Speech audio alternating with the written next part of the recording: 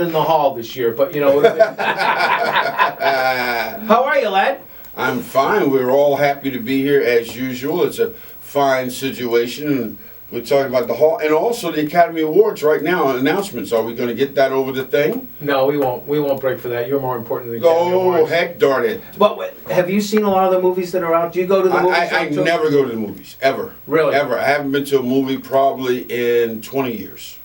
I Really? never go to a movie. I read about them. My friends tell me about them. I know all about Lincoln, which is Daniel Day O'Connor. I know Daniel whatever. Lewis. Yeah. Daniel Lewis, whatever. And everybody loves him, and they say how great he is in it, and that he may not win it, but he's going to be in it. Well, I heard that Russell Crowe and the other kid that are in Les Mis did a super job. And then but they say Sally Fields won't get an award for Mary Lincoln because her butt wasn't big enough. Oh,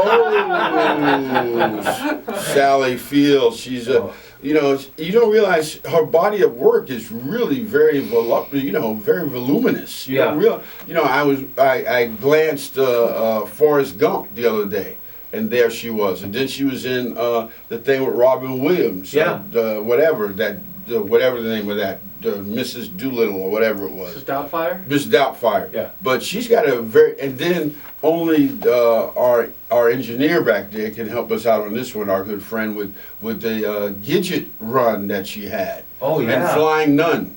Those two. People don't know about that. Our guy over here has no idea what any of that is. but he's going through age groups here, Tommy to Peter. And the thing is, right now she's lost a little bit off the fastball, but back then she was really cute. She just did that Sisters, Brothers and Sisters. Yeah, she's very good. You don't realize she's very versatile as an actress and has always worked. I like because you hear and her name went right in my mind, who was married to Tim Robbins. What was that girl? Susan Sarandon. Susan Sarandon complaining all the time about women not working at whatever age they are. And Sally Fields doesn't seem to have that problem. She works all the time. And without question, I don't disagree with you. I mean, she's a very accomplished actress. The other one I was thinking about, have you seen, you haven't seen Argo. Argo was a very fascinating movie. How they did it with Alan Arkin, and it was all about the Iran hostage crisis and the things that happened. Well, it's such an issue of Benghazi now.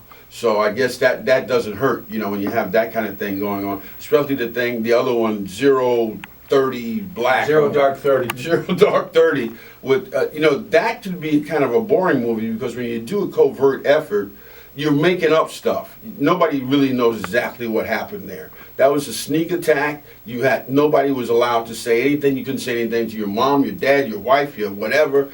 And that's one of those missions like the Bay of Pigs. If it goes well, everybody's happy. But if it goes badly, ouch. Oh, yeah. Somebody's got to take a big hit on that. Thank goodness and thank God it went well. But when you do something like that, that is really covert. So to me, it's a movie of fiction because nobody really knows. No, they don't, and I think you're absolutely correct on that. Where have you been traveling? What have you been doing? I mean, Todd Link, where have we been? Where have we been lately? Jeez. Well, you were obviously in Nebraska recently to receive the Johnny Carson Lifetime Achievement Award. He was just there. Yeah, I got that. That was amazing. I was stunned that I was even mentioned in the hunt there. But I got that, and that was a great honor because they had like 1,500 people in the auditorium. Johnny was born in Nebraska, and he set up this theater thing there. And they bring in like 30 comics, and they foster comedy, which is a great thing. A lot of comics work it. And then Eddie Brill, who's one of the producers on the David Letterman show, called me up and said that the David Letterman show put my name in nomination. And heck darn it, for some amazing reason, I got it.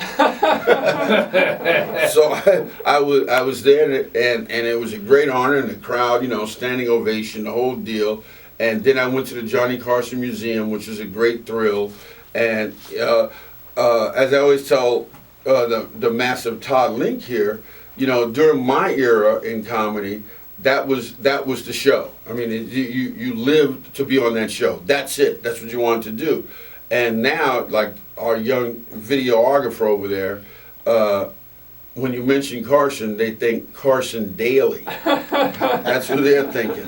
It is true, though. Yeah, I hadn't thought of that. Let's take a phone call. Good morning, Oh, you're on the... heck darn it. Yeah, good morning, you're on the air with Jimmy Walker. Okay. Johnny Carson was not born in Nebraska. He was raised in Nebraska. He was born in Corning, Iowa. The Corning, I see now, the Nebraska people actually bought that up. They did. And we had some people who were children of people, and they said, absolutely not. Corning, whatever, is trying to take credit for him, and we take full credit. And the fact that Johnny Carson always said he was from Nebraska, that cinched it for them. So he's not accepting the Iowa thing. Sorry. You're from Iowa? Okay, well, you can claim Johnny, but the people at the Carson Museum aren't doing it anymore. They're not claiming it. And get rid of Kirk Ferentz. We like Kirk Ferentz. He's all right. Thank you. Thank you. Good morning, everybody. Hippo's in the house. Jimmy J.J. Walker. Spent many years on the series of Good Times, and you still see it on some shows today.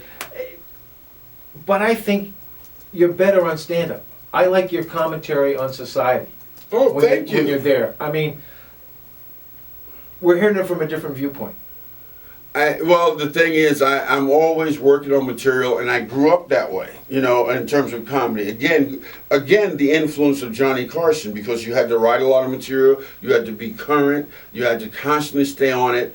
In the last 5 years, I think my act has actually turned over, you know, in terms of a different 45, except for maybe the beginning and the end. So that's really the way I work. You have to constantly do material. Nowadays, it's not necessary because TV exposure for comics is not the same.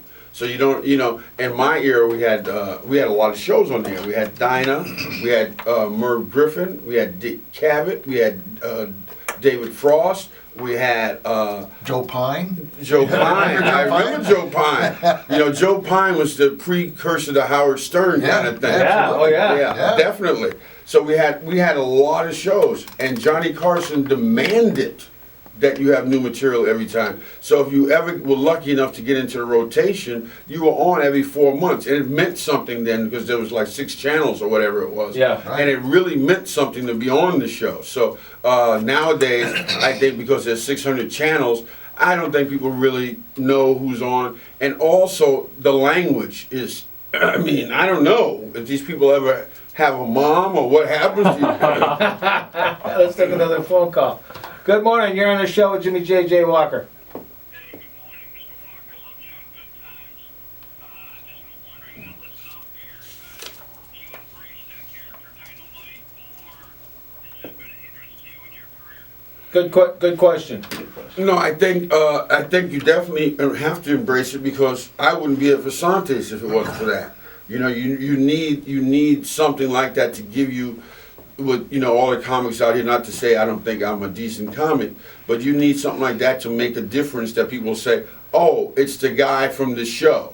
That makes a big difference, so you definitely embrace the character. Now, do I go out and do good time stuff? No. What you have to do is you have to prove to the people that that was great, loved it, but here's what I do. And you don't have to turn the people off or anything. And I think one of the big successes of my thing, and not to say I'm just a road comic, but it's the kind of thing, if somebody came to see me and they didn't know anything about me, they just happened to, you know, be, somebody brought them to the show, they would say, in my opinion, this guy's a good comic. I like this guy. They wouldn't just say, oh, he's here because he's on the show. That is one of the reasons I'm there, because that's to get tushies in the seats. You know, you got to get tushies in the seats to make people say, hey, I want to come to that. But then I think one of the things that works for me, and especially in this phase of comedy, is that I'm not going to offend them. I'm not going to offend their senses in terms of, you know, language and stuff like that. Maybe politically, some people get upset about this, that, and that. But that's okay. Yeah. You know, you get people, but at least they would think of me as a comic rather than anything else. All right, we'll be right back. Tommy's got a weather forecast. The last look at traffic come right now.